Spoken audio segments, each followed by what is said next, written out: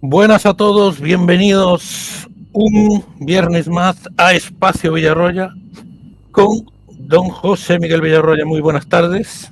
¿Qué tal, Pablo? Saludo para ti y para nuestra audiencia. Bueno, ya sabéis que a las 4:30 es solo para miembros y a las 9 de la noche sale para todo el público en general. Y hoy vamos a hablar pues de varios temas. Vamos a hablar de la figura de Putin, pero también de la guerra de Ucrania. Vamos a hablar del precio de la vivienda, que está disparado. Vamos a hablar también de lo que pasó esta semana, de los ataques de Israel a Hezbollah a través de los buscas y de los walkie-talkies. Y acabaremos hablando del Real Madrid, que tampoco está muy bollante la cosa. Entonces vamos a hablar de la trayectoria un poco de Putin. Putin, que tras licenciarse en Derecho, entró en la KGB en el año 75. Por eso militó, si tú no me llevas la contraria, en el Partido Comunista de la Unión Soviética, porque eran tiempos de la Unión Soviética. Y del 75 al 91, que él estuvo en la KGB, pues militó en ese partido. Después fue independiente, estuvo en Nuestro Hogar en Rusia del 95 al 99, en Unidad del 99 al 2001, y ahora con Rusia Unida desde el 2008 hasta el 2024. Su primera misión como espía fue en Dresde, RDA, vigilando a los, haciendo labores de contrainteligencia, vigilando a los diplomáticos rusos, ¿no? Soviéticos en ese momento. Sí. ¿Cuál es tu valoración sobre la labor de Putin en la KGB? Es difícil saber los temas de la KGB, porque los temas de espionaje y contraespionaje pues son muy secretos y normalmente los documentos no se abren al público y por lo tanto tampoco, yo sé que estaba allí. Lo conocí fugazmente, pero me dijeron una persona con el tiempo, cuando ya él era presidente de Rusia, me dice, ¿lo conociste en Dresde? Yo ni me acordaba de él, sí. ¿En persona? Sí, pero un acto que fuimos y me lo presentaron, pero bueno, yo creo que le saludé, si hablé 2 minutos con él, pues hablé ya mucho. Si no, yo no me acordaba para nada de él, si no voy a decir que yo tenía conozco a Putin y no sé qué. A ver, no. Un encuentro casual en un acto que se hizo en Dresde de unos temas y bueno, la persona que me lo presentó sí que lo conocí. Pero bueno, pues me explicó que sí, que la gente de la KGB, que la persona, no Putin, sino la persona me dijo que la gente de la KGB, creo que era el jefe de la KGB en Dresde, no lo sé si tenía, creo que sí, porque creo que tenía un rango de teniente o de capitán de la KGB. Y bueno, él estaba allí y bueno, tenía colaboración con la Stasi para evidentemente ver lo que hacían los diplomáticos rusos, porque tenían contactos que no deberían tener, y también pues por los diplomáticos occidentales y gente occidental, porque en aquella época ya la RDA pues, tenía reconocimiento internacional y por lo tanto tenía embajadas de países de Occidente, por lo tanto supongo que era a lo que se dedicaba.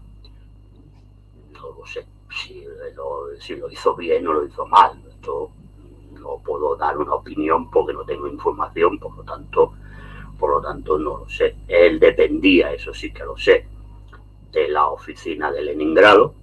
El 30 dependía de la oficina de Leningrado, hoy la actual San Petersburgo, que allí estaba de jefe Nikolai Patrushev, que hasta hace 4 días ha sido el jefe del FSB, que es el servicio secreto ruso, que es el heredero de la KGB.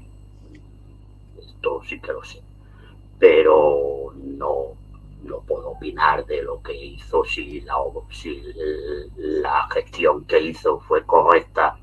Supongo que sí, porque la KGB era un servicio secreto muy eficiente, por lo tanto imagino que lo que se hizo allí pues debía tener una validez para la Unión Soviética, para el tema del espionaje y contraespionaje de la Unión Soviética. Pero bueno, repito, no puedo dar una valoración porque tampoco sé lo que se hacía o se dejaba de hacer. Te cuenta, estas cosas no te las explican, ¿no? Entonces no puedo dar una opinión.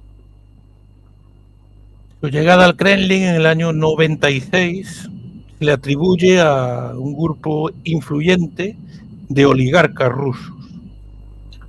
Bueno, él llegó, a ver, por lo que yo sé, tampoco, él llegó al grupo, digamos, de Yeltsin, es decir, al círculo más cercano de Yeltsin, precisamente de la mano de Patrushev. Entonces, bueno, supongo que allí pues se debió decidir pues, que Beth fuera el candidato a suceder a Yeltsin en la presidencia de la Federación Rusa.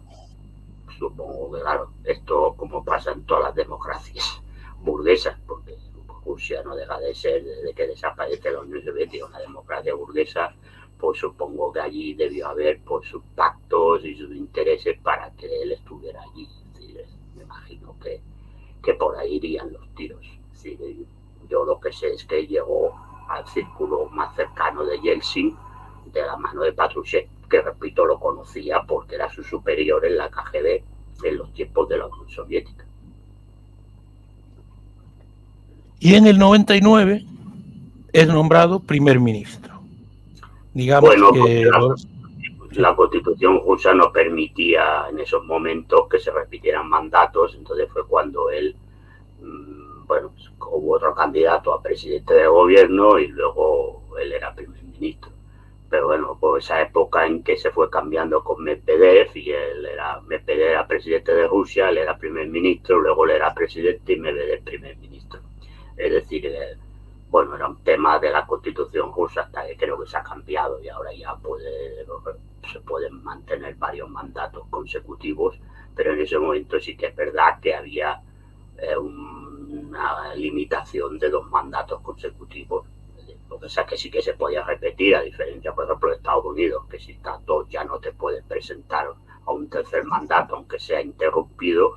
En cambio, en Rusia sí que se permite estar 2 mandatos, luego estás uno que no estás, te puedes presentar luego a otra vez y puedes estar 2 mandatos. Entonces, eso es un tema por el tema de la Constitución rusa.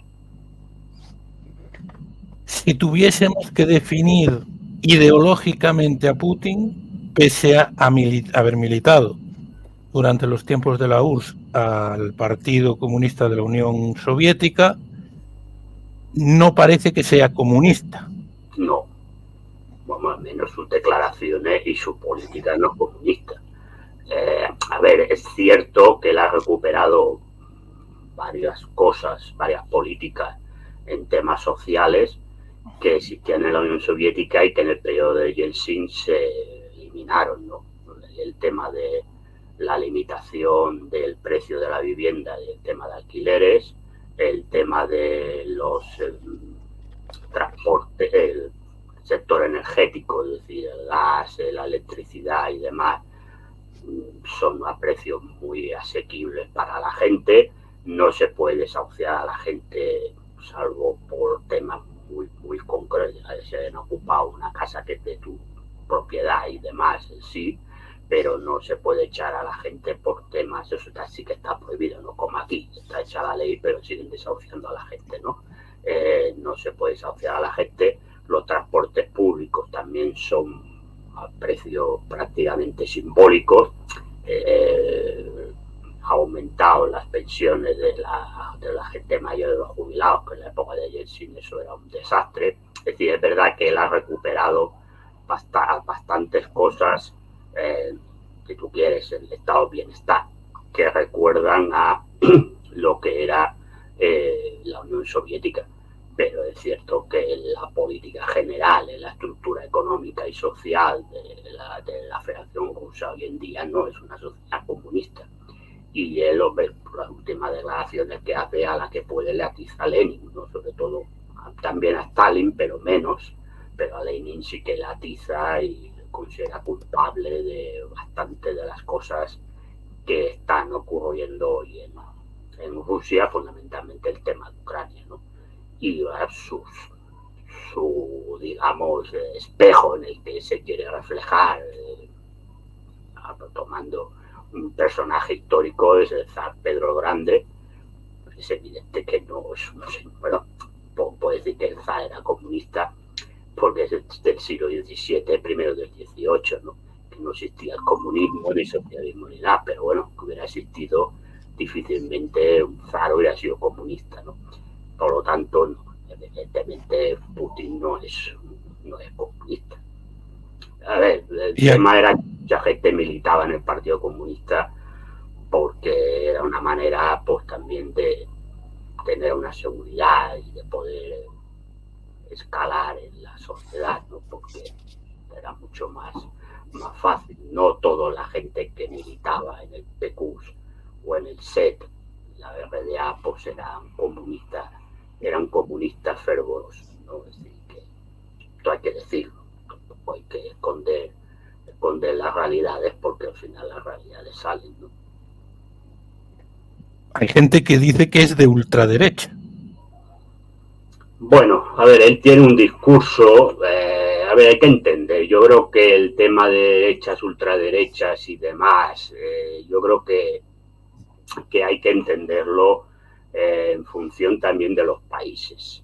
A ver, Rusia es un país que para muchas cosas es europeo, pero para otras cosas, cuando digo europeo no me refiero que en lo que podemos calificar aquí de derecha o ultraderecha, que en Occidente, pues, o izquierda o socialdemocracia, no sé qué, en Occidente pues tenemos una clara idea y está definido en una serie de conceptos. En los países eslavos, especialmente en Rusia, son temas que son muy transversales, es decir, hay cosas que son transversales. Entonces, ¿por qué? Porque la cultura eslava es diferente, ni mejor ni peor que la occidental, pero es diferente. También su evolución histórica ha sido diferente a la de los países occidentales y, por lo tanto, a ver, él tiene un discurso que entronca con los discursos oficiales o parecidos que había en la Rusia de antes de la Revolución Rusa. Es decir, pues digamos, esos discursos eslavófilos. Digamos que en Rusia siempre ha habido, y hoy lo sigue habiendo, pues unas facciones que se llamaban los prooccidentales, los occidentalistas y los eslavófilos. Entonces, él tiene un discurso muy más propio de los eslavófilos que los prooccidentalistas. Pero eso no quiere decir que la gente que era eslavófila en el siglo XIX, es decir, en la época del siglo XIX, fueran de ultraderecha, porque muchas personas de estas que gobernaban de verdad en un gobierno autocrático y nombrados a dedo por los zares, pero iniciaron muchas reformas que incluso pues liberaron a los siervos y demás. Lo que sí es cierto es que él tiene un discurso entroncando con eso, pues en algo que ha sido siempre que ha estado muy presente en la historia rusa, excepto en la época de la Unión Soviética, y que tampoco desapareció, ¿no? Que es pues ese tradicionalismo de la familia, la iglesia, la importancia de la iglesia ortodoxa y de considerar que Rusia pues tiene un desarrollo especial y que es diferente a la Europa occidental. Eso no te hace ser de ultraderecha definitivamente en los cánones de lo que es el pensamiento ruso desde el siglo XVIII. Por lo tanto, a ver, que es una persona conservadora, sí, pero de ultraderecha, claro, desde aquí puede parecer de ultraderecha, pero los análisis los estamos haciendo desde una óptica occidental. Desde la óptica rusa, pues de una persona de ideas tradicionales, pero que en Rusia incluso gente que es comunista y que está en los partidos comunistas, incluso en la época de la Unión Soviética, pues alguno de estos valores también los ha mantenido. Por lo tanto, yo no lo clasificaría de ultraderecha.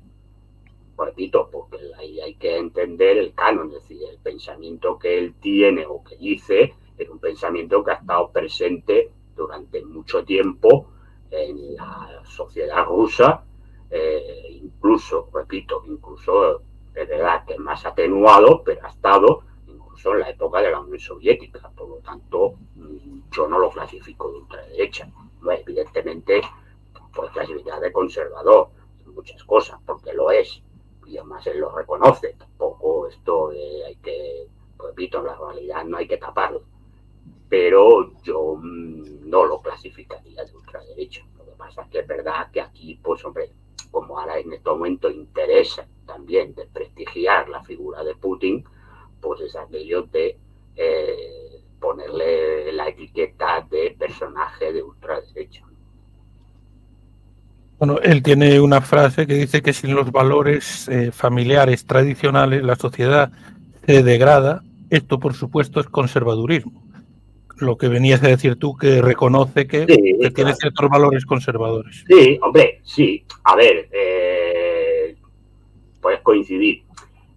Vale, yo coincido. Ahora, el tema de la familia, claro, el tema de la familia lo que pasa es que también es un tema que se lo ha apropiado durante mucho tiempo la derecha. Y como esta izquierda que tenemos ahora, sobre todo en Occidente, esta izquierda woke, pues aquello de la familia como lo ha diluido, ¿no? Es decir, en el sentido de que, bueno, es que la familia es todo, bueno, sí, a ver, yo no tengo nada en contra de, para ver si hay dos personas que son del mismo sexo, están juntas, pues son familia, esto no vamos a tampoco a entrar en historias, ¿no? Pero es verdad que parece, ¿no?, que lo que es la familia tradicional, entre comillas, ¿no? Y esto de tradicional y no tradicional, pues a veces parece un poco fuera de tiesto. Que parece, pero digamos, para que la gente nos entienda, nos entendamos todos, ¿no? Porque la familia tradicional, que es un hombre y una mujer, y que tengan hijos venidos del matrimonio, bueno, digamos, pasan normalmente, porque quiere decir que lo que la familia tradicional es lo más normal, no quiere decir que los demás sean anormales, pero creo que lo más normal es la familia tradicional, ¿sí? Como lo de tradicional entre comillas, ¿se entiende? Pues es verdad que ahora parece que es una cosa del pasado, de la derechona, de que no sé qué. Entonces, ahora, el tema es cómo utilizas tú políticamente la idea de la familia tradicional. Claro, si lo de la familia tradicional entras en que esto es la columna básica del pensamiento de no sé qué, pues es verdad que entonces sí que entras en un pensamiento conservador. Ahora, otra cosa es que tú protejas los valores familiares, que eso se hacía en la Unión Soviética y se hacía en la RDA. Eso no tiene nada que ver. Entonces, ¿por qué? Porque las familias forman parte de la sociedad, son la sociedad. Entonces, esto es otro tema. El tema es la utilización política que tú hagas de la familia. Es decir, sobre todo de lo que es la familia, para entendernos, y repito, en comillas, tradicional. Entonces, claro, él hace, y ahí sí que entronca con un pensamiento que es evidente que es más conservador. ¿Por qué? No porque yo puedo estar en contra de los discursos que hace la izquierda woke sobre la familia, pero no hago de la familia una columna vertebral de mi pensamiento político. Si tú de la familia, de su pensamiento vertebral, de tu pensamiento político, eso sí que es conservadurismo social. No porque la familia tenga que desaparecer, sino porque estás haciendo un discurso político de ella. Es decir, este es el tema, es decir, hay que diferenciar las cosas. Entonces, claro, bueno, pues pero es que él ya lo reconoce, entonces yo no voy a decir que es un señor de izquierda cuando no lo es, porque él mismo no se reconoce de izquierda. Entonces, pues esto es verdad, en eso sí, pues, claro. Bueno, no, me salté antes que su relación con el mundo del espionaje no se termina en el 91, sino que en el 98 nombrado jefe del FSB, que Sí, viene a ser el sustituto de la KGB. Exacto, el KGB, es decir, cuando desaparece la Unión Soviética, la KGB se disuelve y entonces lo que hace la Federación Rusa es crear un servicio secreto. Entonces, las siglas que tiene el servicio secreto es el FSB, en ruso es Servicio Secreto Ruso, y este es el tema. Es decir, bueno, él está nombrado ahí porque él vuelve, ¿verdad? Que al principio, cuando se disuelve la KGB, digamos que muchos agentes de la KGB, pues por temas, me imagino, presupuestarios, por lo que sea, pues dejan de trabajar. Él incluso reconoce que tuvo que trabajar de taxista y demás. Pasa que luego, otra vez de la mano de Patrushev, pues entra en el FSB y es nombrado porque Patrushev pasa al gobierno en la época de Yeltsin, pasa a ocupar un ministerio, creo que era del Interior, y a él lo nombran jefe del FSB. Y de ahí pasa a ser candidato a primer presidente de la Federación Rusa cuando Yeltsin fallece. Bueno, se retira, luego fallece poco después, ya se retira porque Yeltsin no puede volver a presentarse a las elecciones, y cuando él gana, pues nombra a Patrushev, pues jefe del FSB, que ha estado hasta ahora, hace un mes o así, que cuando hizo una reestructuración del gobierno y de puestos claves, pues Patrushev ha dejado de ser jefe del FSB y lo han nombrado presidente del Consejo de Seguridad Interior, una cosa de estas. Bueno, él vuelve, pues también lo que hizo, pues tampoco puedo saberlo porque esto no se va a saber. Llega al gobierno y viene la guerra de Chechenia. ¿Qué papel crees tú que desempeñó Putin en esta guerra? Bueno, en la guerra de Chechenia él lo que hizo pues fue entender lo que era la Federación Rusa se estaba empezando a disolver, porque estaban empezando a salir estos nacionalismos que pedían de repúblicas interiores de la Federación, que pedían, también hubo una cerca de Moscú que intentó la independencia, pero esto la cortaron rápido, y entendió que la guerra de Chechenia llevaba tiempo. Hay que recordar que en la época de Yeltsin ya estaba la guerra, y es verdad que él entró pues entendiendo de que eso tenía que cortarse a mano dura, o si no, pues no iba a ningún sitio. Y bueno, pues lo que ahí él tenía claro lo que había que hacer y se hizo. Pero pues ya, cada uno podrá estar de acuerdo o no con lo que hizo en Chechenia, pero digamos que se acabó la guerra de Chechenia. Hoy en día no hay problema en Chechenia. Es verdad que él pactó con Kadyrov, que es el presidente de la República Chechena, y bueno, pues digamos que políticamente se llevó un pacto con este señor que era prorruso, que estaba allí, y luego pues eliminó evidentemente pues a las fuerzas del ejército independentista checheno y acabó con ellos, muchos de ellos terroristas, porque es verdad que ha habido durante un tiempo, pues ha habido actos terroristas de los chechenos, ¿no? Y era una infiltración también de los movimientos islámicos, porque hay que recordar que Chechenia la población mayoritariamente es de religión musulmana. Por tanto, de ahí también empezó a haber una infiltración importante de grupos islámicos, sobre todo del ISIS. Pues hay muchos luego terroristas del ISIS que han sido detenidos, que son chechenos, es decir, que hubo mucha filtración de estos movimientos islámicos y que lo cortó de raíz. Fue elegido en el año 2000, 2004, 2012, 2018 y en 2023 marzo de 2024 con el 87% de los votos. ¿Es un autócrata Vladimir Putin? Bueno, las elecciones se realizan y no ha habido nunca ninguna agencia internacional que haya dicho que ha habido pucherazo. Por lo tanto, se supone que la gente le vota, o los que van a votar, porque no es obligatorio votar y habrá la participación que haya. Es decir, saca los resultados que saca. Yo creo que es evidente que en esta última vez el tema de la guerra de Ucrania pues ha influido mucho para que la gente lo reelija, es decir, y pues, es decir, a ver, lo que hay que entender también es el funcionamiento de Rusia, del sistema político ruso. Y el presidente tiene mucho mando en plazo. Pasa un poco como en Francia. Y nadie le dice a mira Macron, que ha puesto un primer ministro que tenía 3 votos, ¿no? Y no he escuchado a nadie diciendo que Macron es un autócrata, más allá de Melenchon, ¿no? Pero nadie ha dicho que Macron es un autócrata.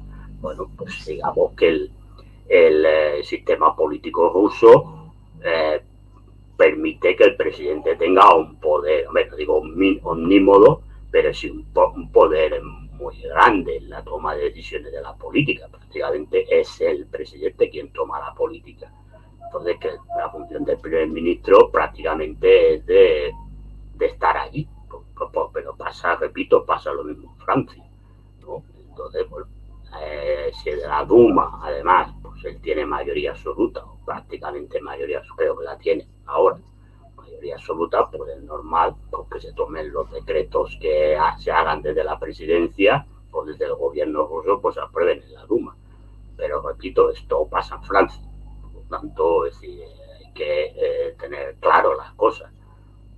Porque si no, si porque la República Rusa sea presidencialista, ya el presidente ruso ya es directamente un autócrata, pues por esa regla de 3 establecemos el silogismo disyuntivo que decía Aristóteles, pues también el presidente de Francia es un autócrata, porque también es una constitución donde el presidente tiene un poder omnímodo y luego el primer ministro pinta lo que pinta y la asamblea, claro, si no tienes mayoría absoluta tienes problemas, pero si tienes mayoría absoluta haces lo que te da la gana.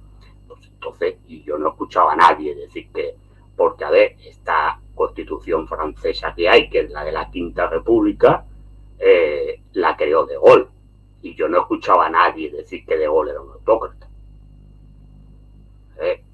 Sí que últimamente pues hay historiadores que hablan, ¿no?, que De Gaulle tenía tintes totalitarios, pero no le han llamado. Pero una cosa es tener tintes totalitarios, que te gustaría tener más poder, pero nadie le ha llamado dictador, ni nadie le ha llamado autócrata a Charles de Gaulle, ni se lo dicen ahora a Macron. Es decir, Macron, repito, a ver, Putin ha nombrado primer ministro a un señor de su partido que han ganado las elecciones de la Duma. Macron ha nombrado primer ministro a un señor que tiene 40 diputados. Claro, es decir, entonces, ¿quién es más autócrata? Claro, entonces vamos a poner las cosas en su sitio, ¿no? Porque al fin de cuentas, si Rusia Unida tiene mayoría absoluta en la Duma, o si no la tiene, de todas maneras es el partido más votado y donde más diputados tiene, pues si nombra un primer ministro y un gobierno que representa a la mayoría de la Duma, representará a la mayoría de los rusos. Pues si Macron nombra primer ministro a un señor que su partido tiene 46 diputados, de una asamblea de 500 y pico, pues ya me contarás. Entonces, ¿quién es el autócrata? Bueno, pues esto es lo que... Están muteados. Están muteados. Pregunta aquí Eric Suárez que tiene que ver una cosa con la otra. No es que tenga que ver que haya sido elegido con ser autócrata, sino que a pesar de haber sido elegido en muchas elecciones, hay mucha gente que piensa que es un autócrata. Pero una cosa es lo que tú pienses y otra cosa es lo que la gente sea. Por eso digo. Claro, es que hay una cosa, yo ya sé que no voy a entrar en un debate de estos metafísicos hegelianos sobre la idea y el ser, pero una cosa es lo que la gente sea y otra cosa es la imagen que te quieren dar de esa persona. A ver, que es una persona que le gusta, a ver, que Rusia es cierto que a lo largo de su historia, pues digamos que ha tenido más bien gobiernos donde había una persona o un pequeño grupo de personas que tenían mucho poder frente a los restos. Pero eso tampoco te hace ningún autócrata. porque cuando incluso a Stalin se le acusa de tirano y de autócrata y no sé qué, es decir, las elecciones de la Unión Soviética, por la Constitución de la Unión Soviética, eran las más democráticas del mundo, reconocido incluso por Naciones Unidas después. Es decir, entonces, es decir, pues aquí tampoco estamos hablando de una cosa es la imagen que te quieran dar de alguien o de algo y otra cosa luego es la realidad. Ya está, es decir, punto. Es decir, a ver, que ahí en Rusia, pues a lo mejor, pues incluso la propia sociedad entiende que para gobernar un país inmenso como es Rusia, pues lo que funciona mejor es un gobierno fuerte, centralizado, etcétera, etcétera. Bueno, pues, pero eso no significa que, es decir, bueno, TICS, bueno, TICS lo tiene hasta Pedro Sánchez, el presidente de Pizarrín comparado con los otros. Claro, todos tienen TICS, porque cuando tú estás en el poder, pues el poder tira a tener TICS, todos los tienen. Aznar lo tenía en España, ¿no? Pero luego hay lo que hay, es decir, tú puedes ser lo que quieras ser, pero si estás sometido a una serie de leyes y las cumples, pues entonces no eres un autócrata. Señora, el autócrata es cuando llega allí, elimina todas las leyes y se hace unas leyes ad hoc, es decir, a medida, para que a mí nadie me pueda decir nada. Entonces, esto es un autócrata. Y un tirano o un dictador es cuando ya elimina todas las leyes. Ya no hay leyes. Bueno, leyes que me da la gana. Se acabó. Entonces, esto es el dictador. Yo el autócrata. Pero bueno, que tú tengas tics autoritarios. Pero tú luego te sometes a las leyes que tiene el país, pues entonces no eres un autócrata. Y repito, si tú ganas unas elecciones, pues será porque la gente está contenta. Yo no entro ni salgo, es decir, a mí, hombre, yo no voto. Entonces, y si tuviera que votar en Rusia, pues votaría al Partido Comunista. Yo no me he escondido nunca. Una cosa es lo que yo defienda a Rusia en el tema actual y que puedan estar más de acuerdo con Putin, con muchas cosas de las que dice respecto al mundo occidental, pero yo si tuviera que votar porque fuera obligatorio, pues en Rusia votaría al Partido Comunista Ruso. No me tengo por qué esconder de decirlo. Pero si gana las elecciones, si hay unas elecciones y las gana, pues será que la gente estará contenta con él. Entonces, a partir de ahí, porque si nos aceptamos, decir, no, es que en Estados Unidos gana Biden, no gana Trump, es que bien, ahora gana Kamala Harris, o es que lo que ha votado la gente. Bueno, en Francia ha ganado Macron, ¿ves? Porque lo que ha votado la gente. Bueno, pues si lo que ha votado la gente, pues también lo que ha votado la gente en Rusia. A mí lo que no me vale es el discurso de, hombre, es que esto lo que ha votado aquí muy bien, pero lo que ha votado allá muy mal porque a mí no me gusta. Oiga, bueno, que le puede gustar o no le puede dejar de gustar. Pero las elecciones están ahí. Repito, los organismos internacionales dicen que las elecciones son correctas. Curiosamente le han dicho ahora que no. Ahora no. Ahora porque hay lo que hay. Pero hasta ahora decían que todo era correcto. Entonces, si todo está correcto, pues será que la mayoría de la población rusa, de la que va a votar, repito, porque habrá quien no irá a votar, como pasa en todos los países del mundo, de los que van a votar estarán de acuerdo en que él siga siendo presidente de Rusia. Bueno, pues, ¿qué quiere que le diga? Porque al final los que se tienen que preocupar son los rusos, no yo, de la gestión que haga Putin en Rusia. Entonces, si los rusos están contentos y le votan, ¿yo qué quiere que diga? Pues tengo que aceptar las cosas. Pues entonces, si la gente le está votando, pues, diga, pues no será tan autócrata. Pues realmente los autócratas no hacen elecciones, hacen referéndums. Entonces, está, pues el punto de hablar de lo que es o no o deja de ser, pues esto también forma parte de la propaganda, ¿no? Pero luego hay otros que no les vota a nadie, están allí 50.000 años gobernando y ahí todo el mundo se cae. Pues como son de mi cuerda, pues entonces, qué bien. O los monarcas de Arabia Saudí y de Qatar, ¿qué elecciones hacen? Ninguna. Y ahí están. ¿Y alguien habla de algo? No, todo eso está muy bien. Bueno, pues entonces vamos a dejar un poco lo que es la propaganda que nos sueltan y ver las cosas como son. ¿Está? Otras cosas que estés de acuerdo o no estés de acuerdo con su política. Ese es otro tema. Pero Hombre, llamar a alguien algo será si lo es, no porque a mí me parece que lo sé, o porque me convenga decir que lo es. Sí, de claro. Durante su mandato, bastantes opositores han fallecido en condiciones extrañas. El último, sí, el último, Navalny. Sí, que se ha demostrado que se murió de muerte natural. Después de tanta comedia, está demostrado que se murió de muerte natural. Pues está la propia viuda, lo ha reconocido. Después ha hecho la comedia porque supongo que interesa seguir cobrando de... Entonces, es decir, pero un año antes fue envenenado impregnándole veneno en la ropa interior. Ya, y en Estados Unidos, los de la lista Epstein resulta que se suicidaron todos. Pues sí, estas cosas pasan en todos los países del mundo. No nos caigamos del guindo. Ya está. Es decir, ya está. Son cosas que pasan. Punto. Yo no sé si lo han matado a este o no lo han matado, porque vete a saber quién ha sido. Porque en estas historias también hay que ver, porque a veces porque esto, sí, es que esto lo utilizaba la KGB, ¿no? Eran unas tácticas que se utilizaba la KGB en la época de la Guerra Fría. Vale, muy bien. Y a mí quién me dice que no lo ha hecho la CIA o alguno de estos para que parezca que ha sido la KGB. O bueno, el FSB ahora.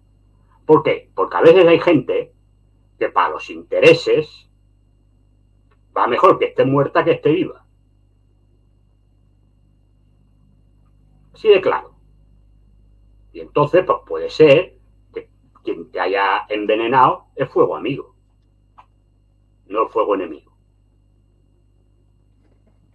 Porque a lo mejor interesa para la retórica y para la propaganda, pues decir, mira, este señor o esta señora pues ha tenido un atentado, ha muerto, qué malo es Putin, qué dictadura es Rusia, y en el fondo pues sigue gobernando Stalin desde el otro lado. Ya está. Entonces yo no sé quién lo ha hecho y nadie, supongo que no lo sabremos en 1000 años. Bueno, está claro que si una persona de golpe tiene un envenenamiento de lo que era, pues alguien se lo ha metido. No ha sido el Espíritu Santo. Ahora lo que habrá que saber realmente es quién ha sido. Este es el tema. Esto es lo que hay que saber. Hay una frase de Putin que dice que la caída de la Unión Soviética ha sido la mayor catástrofe geopolítica del siglo XX. ¿Crees que eso tiene que ver ese pensamiento suyo en la anexión de Crimea en 2014 o en la invasión de Ucrania en 2022? Hombre, lo que para no hablar de términos sociales, vamos a quedarnos en el tema geopolítico. Lo que es verdad que la caída de la Unión Soviética, no tanto en el tema geopolítico, no tanto la caída de la Unión Soviética en lo que es régimen comunista, sino en la disolución de la Unión Soviética en cuanto a este político y ciudadano. Porque eso lo que ha generado es toda una serie de países independientes que antes formaban parte de la Unión Soviética y que han generado pues una inestabilidad geopolítica en una zona que históricamente ha sido siempre lo que decía Churchill, el vientre blanco de Europa, refiriéndose a los Balcanes, y luego una zona sensible que ha sido siempre pues la Europa más oriental, porque es donde pues como está entremezclado diversas nacionalidades, pueblos y muchos intereses, porque además son zonas ricas en minerales, petróleos y no sé qué, pues esto genera evidentemente toda una serie de conflictos históricos. Es decir, que verdad que la Primera Guerra Mundial no empieza, las causas son más generales, pero es verdad que el tema de los Balcanes es un tema, y todo lo que rodea la zona balcánica es un tema importante, la política diplomática del momento, y es evidente que es una zona siempre que ha sido caliente, sobre todo a partir del siglo XIX, para hablar de temas más contemporáneos y más cercanos a nosotros. y la caída de la Unión Soviética, que era un elemento estabilizador, porque muchos de estos pueblos estaban dentro de lo que es la Unión Soviética, al salir, pues eso ha creado que estemos otra vez a nivel diplomático y a nivel de problemas, pues en una zona que te recuerda a la Europa pre-Primera Guerra Mundial, ¿no? Y entonces eso, evidentemente, que geopolíticamente ha significado un desastre. Ha significado un desastre. Y es evidente que para Rusia lo ha sido más, porque en muchas de estas zonas que se han independizado, pues formaban parte de una Rusia histórica. Es decir, porque, a ver, la mayor parte de Ucrania, no estemos engañando a la gente, la mayor parte de Ucrania formaba parte de Rusia. Es decir, Bielorrusia formaba parte de la Rusia histórica. Es verdad que los países bálticos han ido entrando y saliendo de lo que era el imperio zarista después de la Unión Soviética y tal. Pero todas estas zonas, incluso las repúblicas del Asia Central o las repúblicas del Cáucaso, la mayoría de ellas pues han formado parte histórica, es decir, de lo que era la Rusia histórica. Entonces es evidente que para Rusia mismo pues también pues es una sensación de verse debilitada. Lo quiere, ya sé que esto también sonará a conservadurismo en su honor nacional o tal, pero es cierto que está allí. Entonces, pues este es el mensaje. Yo no creo, pienso que no está, al menos en Putin, otra gente que está cercana a Putin. Es posible, pero en Putin no. Recuperar la Unión Soviética. Cuando digo la Unión Soviética no me refiero a la Unión Soviética comunista, sino las fronteras geográficas de lo que era la Unión Soviética. Claro, eso llevaría pues a la inclusión de países, de muchos países que hoy son independientes, ¿no? No creo, pienso que no está en su pensamiento de recuperar lo que son las fronteras, lo que eran las fronteras naturales de la Unión Soviética, pero sí que entiende que la pérdida de esa frontera, pues aparte de suponer una debilidad para lo que es Rusia en sí, pues también ha generado pues un caos geopolítico, ¿no? Esto ya está claro, las pruebas estamos, ¿no? Que ha supuesto un caos geopolítico. Entonces, pues sí tienes razón en eso. Para no hablar ya de los temas sociales, que creo que eso también nos afectaba a nosotros, ¿no? Porque yo creo que el estado del bienestar inexistente que ya tenemos, o ya en los estertores de su vida, pues tiene que ver con la desaparición de la Unión Soviética. Si el estado del bienestar se creó para mitigar las ansias revolucionarias de la clase trabajadora de Europa Occidental, porque veían la Unión Soviética o en el bloque del Este un espejo, y para mejorar la vida de la gente, y que la gente que no tenía, pues tuviera por lo menos toda una serie de necesidades cubiertas. Cuando ha desaparecido ese bloque y ya no hay un ejemplo en el que mirarse para las clases humildes y trabajadoras, pues es evidente que el estado del bienestar, que las élites lo dieron por miedo y han perdido el miedo, pues lo han eliminado, o lo están eliminando. En algunos países ya está eliminado y en otros pues está en las últimas de Filipinas, como pasa aquí en España. Entonces, claro que ha sido un desastre absoluto la desaparición de la Unión Soviética. No se te oye, no se te oye.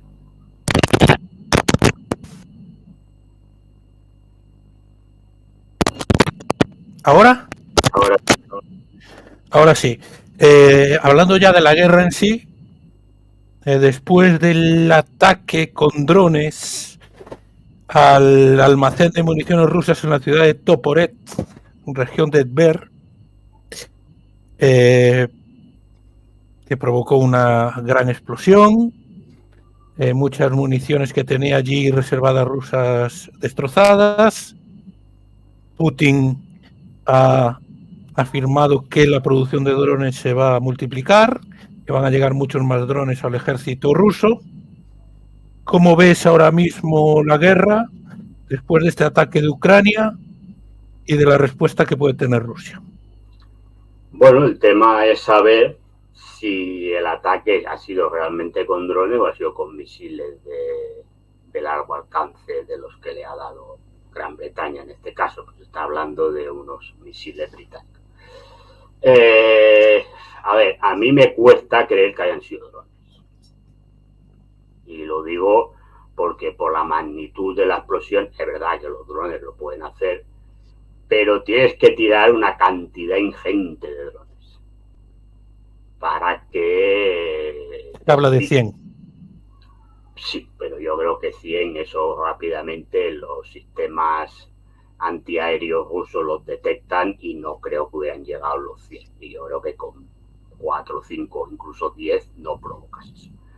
Yo creo, ahora esto habrá que ver confirmación oficial, yo creo sencillamente que ha sido con un misil o con 2 misiles.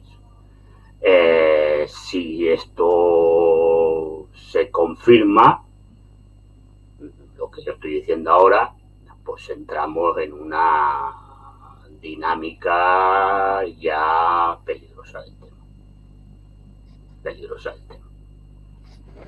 Porque entiendo que ahí ya es, si ya estaba la OTAN, porque la OTAN está desde 2014, yo creo que eso ya significa una entrada como mínimo ya de medio declaración de guerra de la OTAN a Rusia. Y ahí entramos ya en una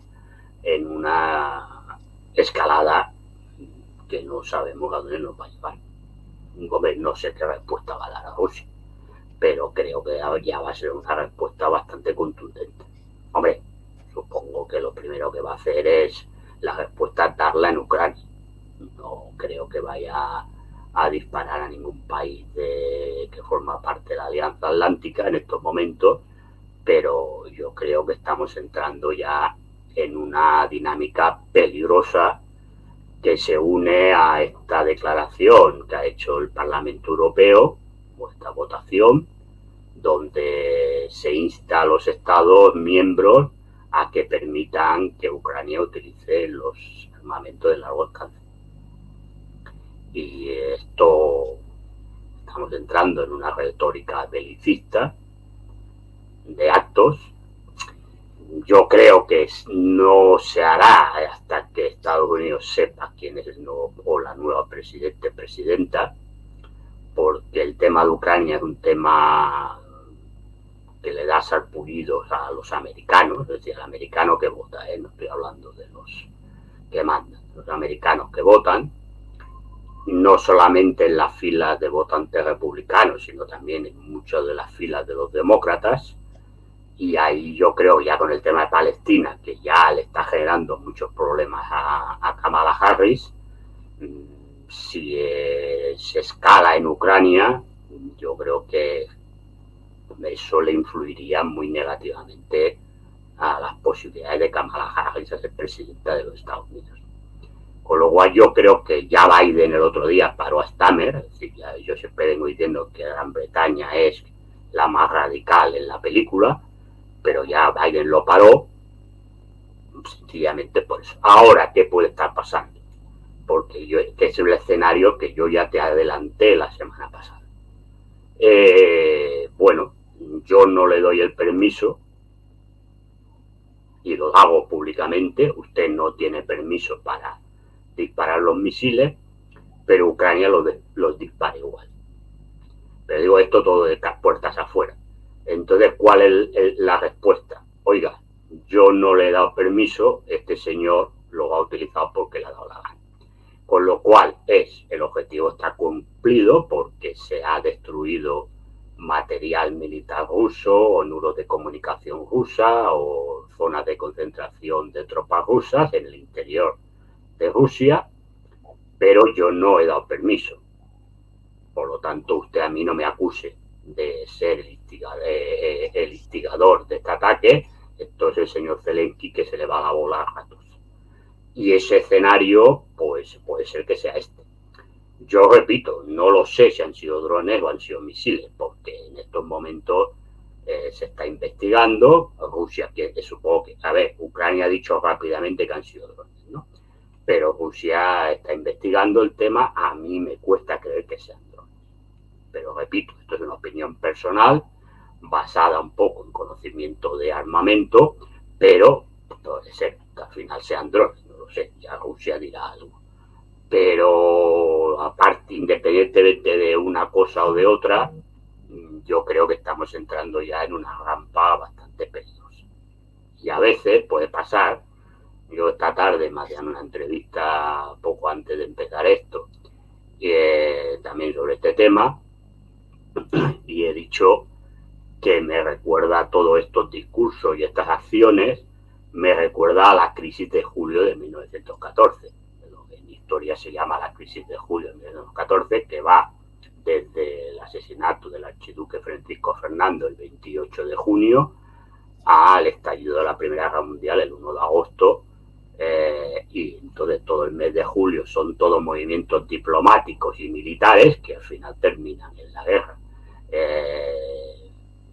Yo estoy viendo, a ver, yo no soy favorable de hacer analogías históricas como historiador, porque los tiempos son distintos y cambian. Pero sí es verdad que hay una retórica belicista y una serie de medidas y contramedidas, permíteme la expresión, de a ver quién la tiene más larga, que lo que pasó entonces, que al final, cuando se quisieron dar cuenta, pues ya no había marcha atrás. Y entonces, pues ya se llegó al conflicto abierto. Y esto es un poco el clima que veo, pues me recuerda mucho a la crisis de julio de 1914. Es decir, y entonces pues entramos en un terreno que empieza a ser o que puede ser ya peligroso. Bueno, la Unión Europea... Sí, sigue, José Miguel. No, a terminar, digo que este es el escenario en el que estamos ahora, en estos momentos. Es decir, que la gente tenga claro, no estamos en un escenario de broma, no estamos en un escenario donde la gente diga una cosa para el que da bien delante de su gente, sino que estamos en unos momentos en que las cosas que se dicen y se hacen ya empiezan a tener consecuencias. Y consecuencias que según donde vaya, pues... Se habla de una ayuda hoy... Sí, de 35.000 millones. Es lo que ha dicho la señora von der Leyen en 1.000 millones para restablecer, de la Unión Europea, para restablecer todo el sistema eléctrico que ha destrozado Rusia en Ucrania. Sí, dice que es un préstamo. Es una de las estrategias de Rusia, ¿no? Bueno, es que yo repito, las redes eléctricas es un objetivo militar. Punto. Es decir, esto es así de claro. Bueno, la señora von der Leyen lo ha vendido como un préstamo que Ucrania tiene que devolver, porque no sabemos cuándo lo va a devolver. Por lo tanto, pero bueno, es curioso. Es decir, mientras te están hablando de recortes, porque la economía europea está hecha un desastre total y por lo tanto hay que recortar y hay que meter la tijera en un montón de cosas, resulta que hay 35.000 millones para que Ucrania arregle las centrales, la red eléctrica, que bueno, todo va a durar 2 días, todo la vas a arreglar y Rusia te la va a volver a bombardear, entonces vas a necesitar 35.000 millones más. Bueno, a ver, yo creo que el tema es que ahí se intenta mantener el tema en Ucrania y hay unos intereses ahí económicos, evidentemente, porque la economía siempre está, que la gente no piense que estos son luchas por la libertad, la democracia, los derechos humanos, esto es una pamema, lo que interesa es los derechos, los temas económicos. Ahí Ucrania es un país rico en muchas cosas y luego, a ver, hay que decir que el campo ucraniano, buena parte del campo ucraniano, buena parte ya de la reconstrucción de las ciudades están ya vendidas a fondos de inversión norteamericanos y británicos y por lo tanto hay un interés en mantener toda esa comedia, esa pantomima, más luego evidentemente otras empresas europeas que aparecerán por allí o que ya están y por lo tanto hay que mantener la pantomima. Al mismo tiempo que mientras dure esto pues hay que mantener, ¿no?, el gasto en defensa, porque como le hemos enviado todo a Ucrania, ahora no tenemos nada, hay que renovar los arsenales autóctonos de cada país europeo, con lo cual hay que comprar armas, y todo esto pues es negocio fetén para el lobby armamentístico, que tiene muchísimo peso, ¿no? Entonces esta es la realidad de donde estamos. Entonces esta realidad también lleva, porque al final, hombre, cuanto más dure la guerra y si la guerra se hace más grande, todas estos lobbies seguirán ganando más dinero. Porque hay que decir, los lobbies armamentísticos lo que quieren es que haya guerras. Porque las guerras destruyen armamento. Si no se destruye el armamento, la gente no compra armas, tarda en comprar. Entonces, si se destruyen los armamentos, la gente compra más armas. Y por lo tanto, se produce más armas. Y esto pues da dinero. Porque los tanques, los aviones, los drones, los misiles, las ametralladoras, los fusiles de tal, las pistolas, los cascos, cuestan mucho dinero. Cada unidad, Esto no lo hacen en serie, esto no es me compro 10 tanques y me regalan uno. No, esto no funciona así. Entonces, es decir, esto cuesta mucho dinero. Y hay mucho negocio. Negocio del dueño de las empresas, o de los dueños de las empresas, más las cotizaciones en bolsa, más las influencias, más los lobistas que cobran, más el político de turno que le cae, si no un sobrecito, pues un viaje a las Bahamas con todo pago. Porque esto funciona así. Y por lo tanto, a esta gente le importa un pepino la gente que se muera en las trincheras, en los bombardeos, en lo que sea. Porque somos para ellos un número. Lo que le interesa de verdad son los números de la cuenta bancaria y de los beneficios. Y así, pues si hay guerras, pues los beneficios de las empresas aumentan y los ceros a la izquierda o a la derecha, perdón, de la cuenta bancaria van aumentando. Y esto es lo que interesa. El número de bajas se las bufa. Se las bufa. Porque no son números que están en su libro de cuentas. Y ahí, por lo tanto, esa guerra interesa alargarla. Y se va a alargar mientras puedan. Quien la pueda cortar Rusia si cambia de estrategia. Yo lo he dicho este mediodía, lo vuelvo a decir aquí. Es decir, y lo dije en el minuto cero que empezó esta guerra. La guerra tiene objetivos políticos. Yo parafraseo siempre a Clausewitz, ¿no? Es aquello que la guerra es la continuación de la política por otros medios. Es decir, cuando la política llega a un momento en que tus objetivos no se pueden lograr, utilizas la guerra, y es la guerra utilizada como un arma política para conseguir ese objetivo político que tú querías conseguir. Por lo tanto, la estrategia tiene que estar en función del objetivo político que quieras lograr. Pero también decía Clausewitz que una vez empieza la guerra tiene su lógica, que es independiente de la lógica política, aunque la política tiene que estar por encima, repito, el objetivo del militar. Es decir, la dirección la tienen que llevar los políticos, no de la guerra, sino de lo que se persigue a través de la guerra. Pero una vez empieza la guerra tiene su lógica. Y entonces, para conseguir el objetivo político a través de la guerra, tienes que derrotar al enemigo. Y derrotar al enemigo significa eliminar su capacidad militar. Entonces, Clausewitz explicaba muchas cosas. Y una de las principales es ocupar la mayor parte de su territorio. Y yo lo dije en el minuto cero que empezó esta guerra. Yo dije, no se acabará la guerra hasta que Rusia ocupe la mayor parte de Ucrania. Y lo dije en una televisión rusa. Sé que no le sentó bien en ese momento, pero lo dije. Y el tiempo me está dando la razón. No que yo sea más inteligente que nadie, sino que la guerra tiene su lógica. Y mientras más tarde en ocupar Ucrania o destruir el poder militar de Ucrania, más durará esta guerra. Porque Ucrania, mientras no esté derrotado su capacidad militar de una manera que ya vea que es imposible, con la ayuda de mayor o menor medida de Estados Unidos y de la OTAN, pues seguirá ahí combatiendo. Y la OTAN seguirá estando ahí. Entonces, es Rusia quien tiene que cambiar la estrategia.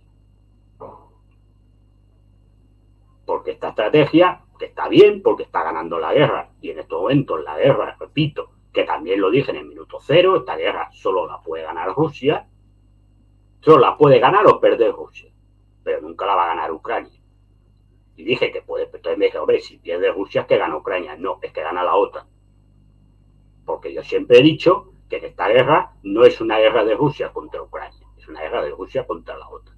Lo que pasa es que como la OTAN hasta ahora no quería entrar directamente, sino entraba indirectamente, pues tú estabas luchando contra Ucrania única exclusivamente. Entonces, Rusia ya del minuto cero tenía que haber hecho otra estrategia. Yo sé que la estrategia militar, el pensamiento militar ruso, incluso de la época soviética, tiene poco que ver con el pensamiento militar prusiano, alemán, que es el que yo sigo.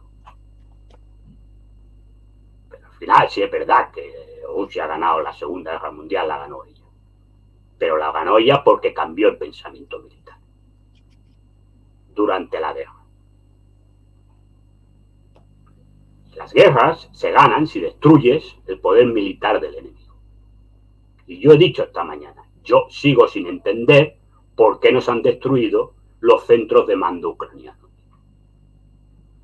que son objetivos militares del número 1. Y eso no significa destruir a sangre y fuego Kiev. Eso lo hace Israel en Gaza porque quiere hacer un genocidio.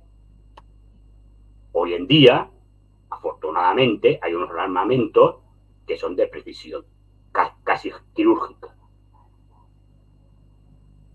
Pues eso lo tienes que destruir. ¿Por qué no se ha hecho? Yo no lo sé. No estoy en el Kremlin, no estoy en el Estado Mayor ruso, no tengo idea. Yo hablo lo que pienso. Entonces, en estos momentos en que todo está escalando, Rusia tiene que cambiar su estrategia. Militar estoy hablando, y ser más dura y contundente. Y eso implica pues una movilización mayor del ejército y una mayor utilización del armamento. Y aunque algunos digan, porque yo he escuchado gente, no, es que ahora con los drones y con no sé qué, pues tú es más difícil las operaciones terrestres. Las operaciones terrestres siempre han sido difíciles desde que hay aviación. Pero eso no las ha impedido. Porque si tú controlas el aire, por mucho que el otro tenga los drones que le dé la gana, tú controlas aquello. Y si tú tienes una fuerza suficiente de fuerzas terrestres que hagan un ataque relámpago, la aviación enemiga tiene pocas posibilidades de hacerte mucho daño. Por lo tanto, repito, es la estrategia la que tiene que cambiar. Porque imagino que el objetivo político es el mismo, que es que Ucrania se siente a firmar la paz, se negocie y lo que pedía Rusia, ¿no? Pues supongo ya a quedarse ya al Donbass, el Lugansk y demás, y que Rusia no, que Ucrania no entre en la OTAN y sea paz. Bueno, pues esto, pues si no hace falta, tú puedes ocupar Ucrania o la mayor parte de Ucrania, luego te la puedes quedar o no. Esto ya es otro tema. Este es otro tema. Pero tú necesitas ocupar, si no en su totalidad, buena parte de Ucrania para lograr la paz. O al menos que Ucrania se sienta a negociar, es decir, la paz. Y conseguir poner tus condiciones políticas. Porque este es el objetivo político de la guerra. Y repito, la guerra tiene su lógica. Que mientras haya guerra, ella tiene su lógica, ella va por su lado. Y por lo tanto, hombre, tú no puedes ocupar toda Ucrania con 200.000 soldados como se entró. Evidentemente no era la intención ocupar Ucrania. Pero una vez esa estrategia es errónea, es decir, bueno, se falló porque es verdad que se sentó Ucrania a negociar para los acuerdos de Estambul y luego Gran Bretaña, fundamentalmente Gran Bretaña, los destruye, pues a partir de ahí tú tienes que haber cambiado la estrategia. Y evidentemente no puedes ocupar la mayor parte de Ucrania, que es un país inmenso, con 200.000 soldados. Porque ya te pasó en Kharkov, cuando tú tienes toda la línea de soldados, la tienes en la línea de frente y no tienes reservas. Y yo ya avisé, lo digo porque como aquí algunos nafos y ucrotal me acusan de que yo expliqué, no, se quedan con lo que yo digo que les conviene. Yo ya expliqué que en la situación que tenía el ejército ruso antes de la ofensiva ucraniana en Kharkov, si Ucrania lanzaba una ofensiva en algún sector del frente, ese sector del frente se iba a hundir. Porque Rusia tenía todos los soldados en la primera línea del frente, todas las unidades, y no tenía unidades de reserva. Y una vez te rompen la línea, pues no tienes nada para taponarla. Y por lo tanto, el que entra, pues entra casi desfilando. ¿Qué es lo que le pasó? Entonces, es decir, y esto es lógica militar. No es ni ser más listo ni ser más tonto. Es simplemente saber un poco de estrategia, saber un poco del arte operacional, saber un poco de táctica y conocer un poco de la historia militar de la vida. Porque al final en la guerra está todo inventado.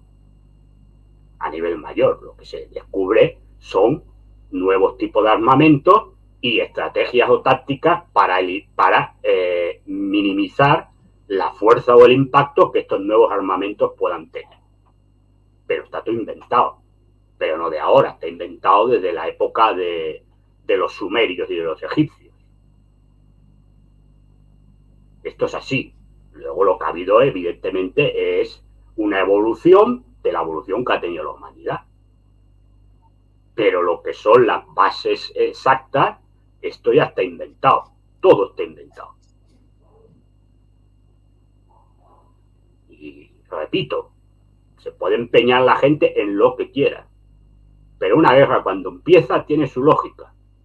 Sea la de Ucrania, sea la de Israel con ahora Hezbollah o tal, o sea la de Irán con no sé quién, o sea la de Estados Unidos en Vietnam, o sea, tiene su lógica.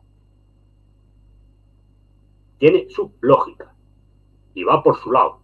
Y entonces o aplicas la lógica para acabarla, o la guerra se alarga. Y cuando se alarga, cuando, como decía Clausewitz, cada vez van aumentando las incertidumbres. Porque ya una guerra no tienes nada seguro cuando la empiezas. Pero cuanto más se alarga, menos sabes cómo va a acabar o qué puede pasar. Y esta es la situación en la que estamos. Y repito, si Rusia quiere que Ucrania se siente a negociar, pues tendrá que cambiar la estrategia. Con esta estrategia Ucrania no se va a sentar a negociar. Por mucho que la guerra le esté yendo a la derrota, porque está yendo a la derrota Ucrania. Pero mientras tenga la mayor parte de su territorio libre de tropas rusas y tenga el apoyo de la OTAN y de Estados Unidos, fundamentalmente Estados Unidos más que la OTAN, porque al final la OTAN es el coro de palmeros, no va a sentarse a negociar nada, por mucho que aparezcan con discursos y lo que tú quieras. Y esta es la realidad en la que estamos. Bueno, pues nos vamos a otro conflicto antes de entrar a hablar sobre el aumento del precio de la vivienda. El conflicto entre, ahora mismo, más allá de Israel contra Hamas en la franja de Gaza, contra la población palestina, podemos decir también, el ataque, evidentemente, con la participación muy importante del Mossad, algunos dicen también con el MI6, en esta esta explosión de los buscas y de los walkie-talkies que usaban los miembros de Hezbollah en el Líbano. Bueno, esto es una escalada más dentro del conflicto regional que se está viviendo en Oriente Medio. Está claro que Israel pues ha dado un golpe en la mesa, hay que decirlo, porque ya no es tanto el hecho de cómo lo ha conseguido, que es bastante complicado, habrá que mirar los móviles, no sea que nos exploten. Y bueno, que esté el Mi-6, pues no me extrañaría nada, porque repito, ¿no? Gran Bretaña está siempre en estas salsas, más que la CIA, lo digo. Lo que pasa es que la CIA se lleva la fama, y como decimos aquí en España, unos tienen la fama y otros cargan la lana, ¿eh? Es decir, que hay gente que está más y no se le ve, y es verdad que los británicos tienen la habilidad de estar, de hacer, y que no se les vea, porque se tapan con la capa de la CIA. Por tanto, no me extrañaría que estuviera el Mi-6 para nada, vamos, para nada, incluso hasta que lo haya pensado ellos, ¿no?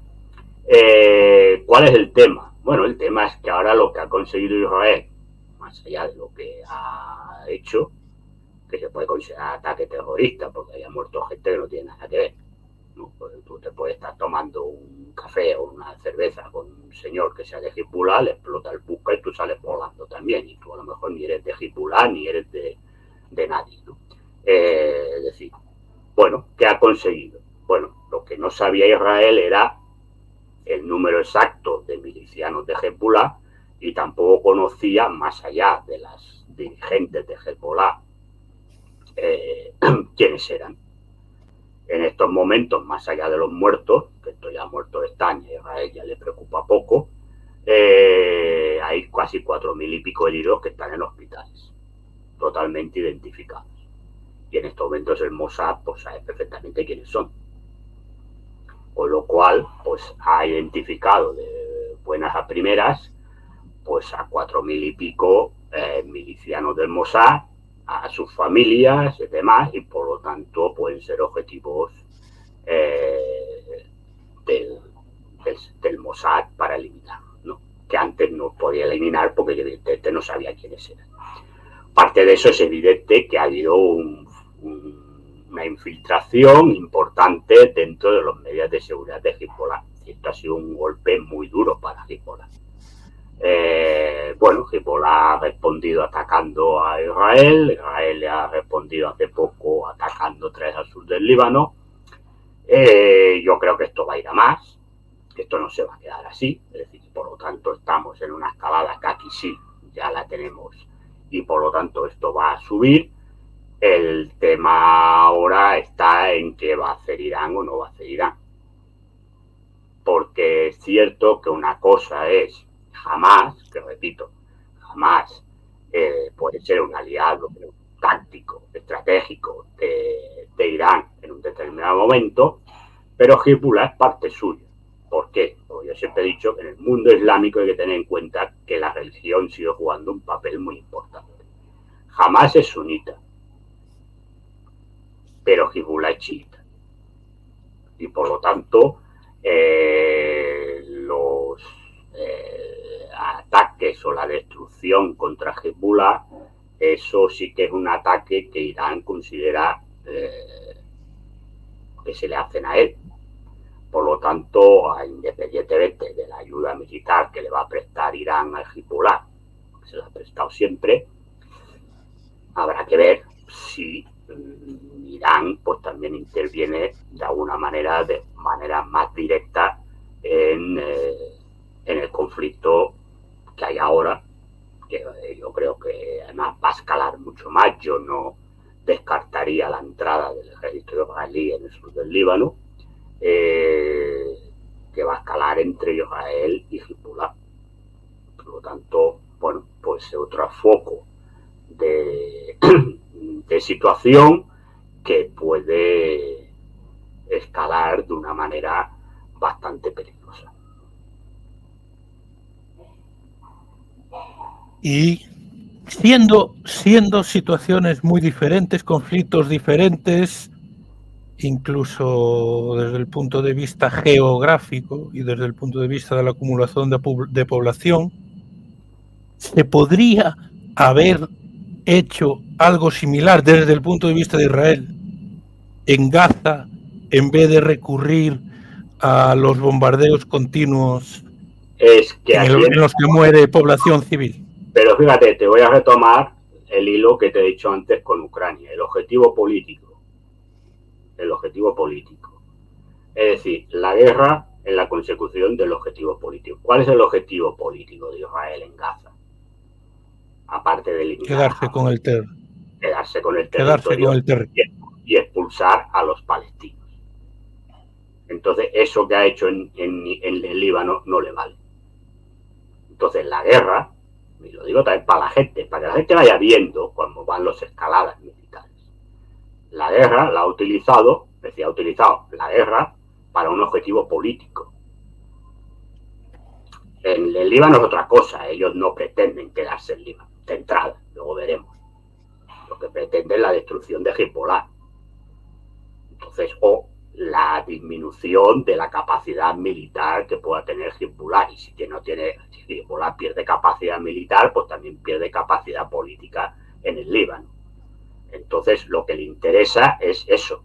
Entonces, evidentemente, con esto lo que ha hecho es, le ha dado un golpe incluso moral, más allá de lo que es el ataque militar en sí, es decir, o terrorista, como le quieras llamar, es un golpe moral, porque es evidente que Hezbollah, que tiene fama de ser, que en estos temas de seguridad interna es una milicia muy bien preparada, pues se la han colado.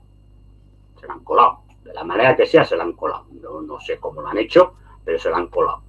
Y aparte, repito, ahora hay 4.000 y pico milicianos que están identificados por el Mossad, que saben quiénes son y dónde viven y dónde están. Por lo tanto, los pueden eliminar cuando quieran. Entonces, el objetivo es distinto. Entonces, no van a utilizar eso en Gaza, porque en Gaza el objetivo es otro. El objetivo es la eliminación de la población palestina, quedarse con ese territorio, como están haciendo en Cisjordania, y expulsar a los que no hayan muerto, pues expulsarlos y que se vayan por aburrimiento. Sí, por aburrimiento me entienda la gente. Sí, porque no tienes para comer. Es decir, porque te están amargando tanto la vida, es decir, te están impidiendo que entre la ayuda humanitaria, te están moviendo de un sitio para otro, pues al final la gente decida irse, que es lo que haríamos todos. Entonces, es decir, si ya no hay palestinos, porque unos se han ido y el otro los hemos matado, pues además me quedo con un territorio limpio étnicamente. ¿No? Es aquello de los que decían los nazis de Freijuden, ¿no? Territorio Freijuden, libre de judíos. Pues esto es lo mismo. Yo he hecho a los palestinos territorio libre de palestinos, porque como se han ido, o los Hamas o los que queden son 4 y el cabo, pues esto es igual. Y entonces, claro, el objetivo político es distinto. No puede utilizar el tema de los buscas, porque esto, sí, hombre, voy a poder matar y descubrir a varios milicianos de Hamas, pero ese no era su objetivo político. Si su objetivo político hubiera sido destruir Hamas, pues sí que lo podía haber hecho, porque hubiera identificado a los milicianos de Hamas, hubiera ido allí o los hubiera cogido o los hubiera matado directamente, pero no hubiera hecho lo que ha hecho. Pero como el objetivo político es otro, pues ha hecho lo que ha hecho. Bueno, pues esperando a ver las consecuencias que trae ese ataque, que ya ha tenido alguna con respuesta y Vamos a un problema que está preocupando seriamente a los españoles. ¿Me oyes bien? Que se corta, al rato se corta. No, ahora te escucho. Hay momentos que te quedas como fijo y se congelado. Congelado. Sí. Algún problema de conexión. Bueno, el tema de la vivienda, ha crecido el precio, está muy, muy alto.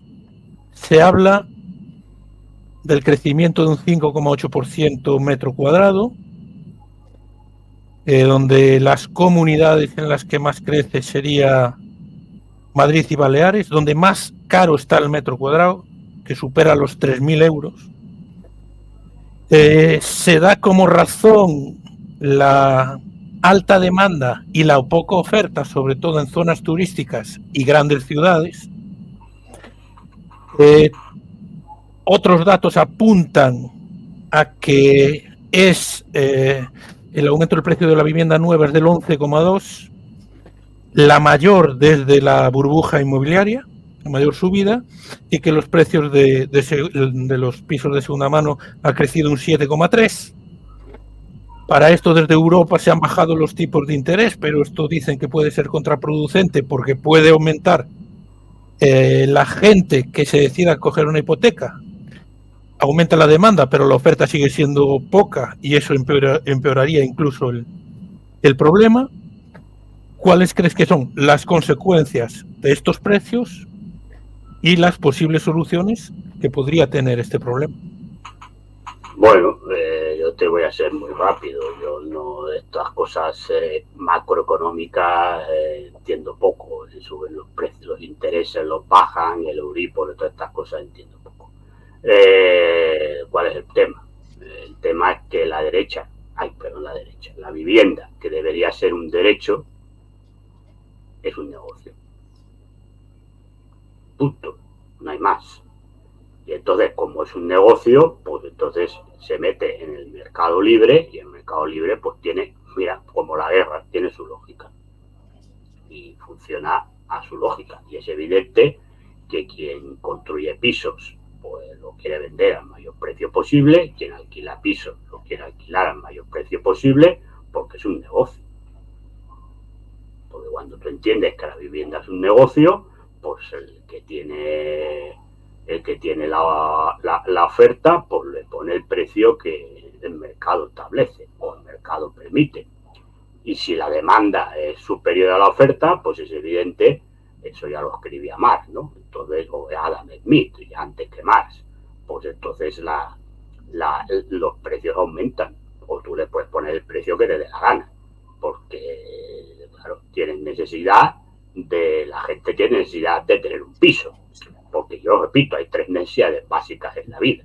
Como decía Marx, todos somos esclavos de 3 necesidades básicas en la vida, que es comer, vestirte y tener un techo bajo el que vivir.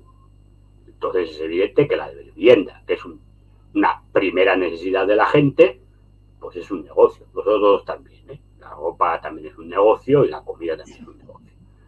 Pero aunque hablamos de la vivienda, pues la vivienda es un negocio y por lo tanto el que tenga un piso para alquilar o los fondos estos de inversión que se están quedando con prácticamente, menos aquí en Barcelona, prácticamente todos son suyos, ponen el precio que les da la gana, porque claro, como ya no hay pisos para libres, para que la gente o bien los compre o bien los alquile, pues se pone el precio que les da la gana. Bueno, aquí en Barcelona no estaremos en la lista o estamos en la lista, pues aquí el 90% ya son pisos turísticos. ¿No? Todos los pisos que están libres son turísticos del 90%. Entonces ya ni se ponen en el mercado. No, entonces eso hace que a lo mejor no estemos en la lista. Pero ya te digo yo que Barcelona, en un barrio normalito y corriente, no te estoy hablando del centro de Barcelona ni la zona alta de Barcelona, un sitio normalito de Barcelona, un barrio obrero, un barrio normalito, la media está en 1.300 euros para alquiler. Donde yo vivo, que estamos enganchados a Barcelona, esto es Hospitalet, pero cruzas de Cera y en Barcelona, como ya en Barcelona no se puede, por la gente ha empezado a venir a Hospitalet, en Hospitalet estamos al mismo precio que Barcelona. Entonces, claro, luego no estás en las listas porque como no hay oferta, prácticamente ya no hay piso, pues ya que no se anuncia nada. Puedes encontrar incluso aquí un piso en Hospitalet, pues te las puedes dar, si encuentras uno anunciado, ya digo anunciado, te das con un canto en los dientes. Te das con un canto en los dientes, porque ya no hay nada. aparte de pisos turísticos. Donde yo vivo hay pisos turísticos también. Entonces, bueno, pues esto es lo que hay, es un negocio. Entonces, todo lo que quiere hacer el gobierno, todos son pantomimas. Todos son pantomimas. A ver, no, vamos a topar los precios de alquileres. Bueno, pero ¿y qué? Porque al final, luego mira, la letra pequeña, resulta que el tope de alquileres es para no sé qué. Luego pueden poner el precio que quieran por otro lado. Luego no, pisos turísticos o de estancia, es decir, para estos pisos que se da para estudiantes y todo esto, que la gente alquila para estudiantes, usted no lo puede alquilar 2 temporadas más, no sé qué. Bueno, comedias. Comedias que al final no han salido porque Junts ha votado en contra. Claro, Junts, que nos lo vendían como el partido progresista de la vida y que iba a formar parte, ¿no?, del gobierno más progresista del mundo mundial, pues es evidente que es un partido que es lo que es convergencia, para que no entienda la gente. La derecha catalana de toda la vida, dels burgesos catalans, lo digo en catalán porque aquí sí queda mejor, los burgesos catalans, que son muchos de ellos multipropietarios de pisos o que tienen inmobiliarias importantes en Cataluña. Por lo tanto, se lo ha tumbado. Pero ya le va bien al gobierno, no nos engañemos. Porque el gobierno ya sabía que Junts le iba a tumbar esto. Y entonces aquí hacemos la pantomima. No, yo iba a hacer una ley súper progresista de la vida, que íbamos a acabar con los alquileres inhumanos, con el precio de la vivienda inhumana de la vida, y estos señores nos han votado en contra. Bueno, ustedes saben que la mayoría de los ministros de este gobierno, más de izquierda, la multiizquierda mundial, viven de rentas de pisos que tienen alquilados. ¿Alguien se va a tirar piedras contra su propio tejado? ¿A quién sirve? Este gobierno, que ahora sacaba esta ley, o que Junts es muy malo, le acaba de vender el 3% de Naturgy a BlackRock. Y BlackRock domina la mayor parte del tejido inmobiliario español. BlackRock y Vanguard, que es 3/4 de lo mismo, controlan la mayor parte del accionariado de las grandes empresas españolas, del IBEX 35 y de los grandes bancos españoles.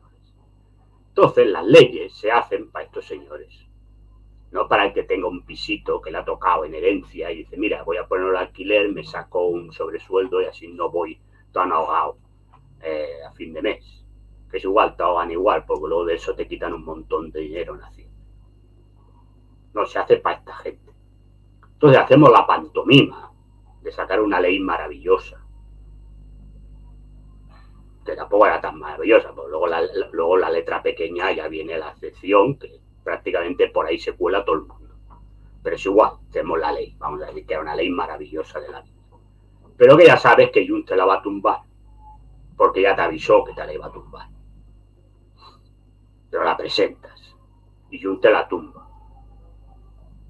Junts queda como lo que es, porque a Junts le importa pepino que le llames facha o le llames de derecha, son lo que son. Ya aquí en Cataluña hace 1000 años que los conocemos, son los que son. Pero el otro queda bien. En el fondo, ha conseguido lo que quería, que es que esto siga igual. Porque si hubiera dicho Junts que le vota a favor, hubiera tenido un problema. Porque entonces, ¿qué hace? ¿No? Entonces ya le vea bien, ¿no? En el fondo, los amos del cortijo bien tranquilitos, y yo me presento delante de mi electorado, que no se entera la mayoría de nada, con todos mis respetos, como, hombre, yo es que quiero cambiar el mundo. Pero, hombre, hay estos señores de derecha que hace 2 días nos estaban diciendo que eran del bloque progresista y que eran de los más progresistas del mundo mundial, me han votado en contra. Por lo tanto, no puedo hacer nada. Maravilloso de la vida. Y la culpa es del PP porque no me ha apoyado. Claro, porque el PP te tiene que apoyar medidas que también van en contra de los intereses de ellos. ¿No? Entonces, esta es la payasada en la que vivimos. Y la tomadura del pelo en la que vivimos. Y a ver si nos enteramos todos de que los que están ahí en el Congreso de los Diputados no están para representar los intereses de la gente. están para representar los intereses de los amos del cortijo.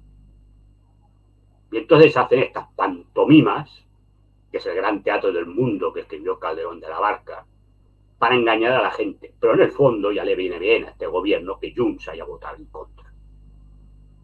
Porque se salva la cara diciendo que ellos, que mira qué progresistas somos, teníamos una ley maravillosa de la vida, que iba a salvar la vida de la gente.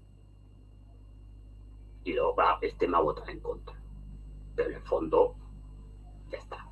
La solución, claro, la solución en un estado democrático burgués, pues sería que hicieran más obra pública. Pero como esto no se va a hacer, porque es otra pantomima de la vida, porque es que no hay sitio para hacerla. Bueno, pues muy bien, no hay sitio. En cambio, las privadas veo que hacen. Pues supongo que igual que hay sitio para la privada, pues ya, en lugar de que usted no viene aquí, porque esté solar, voy a construir yo pisos públicos. Que es otra comedia. Por la solución pasa, como digo siempre, hay que derrotar al sistema. Porque el problema no es Pedro Sánchez, ni Feijóo, ni Yolanda Díaz, ni el de la moto. El problema es el sistema. Y mientras vivamos en un sistema capitalista, la comida, la ropa y la vivienda serán un negocio, no un derecho de la gente. Y este es el tema.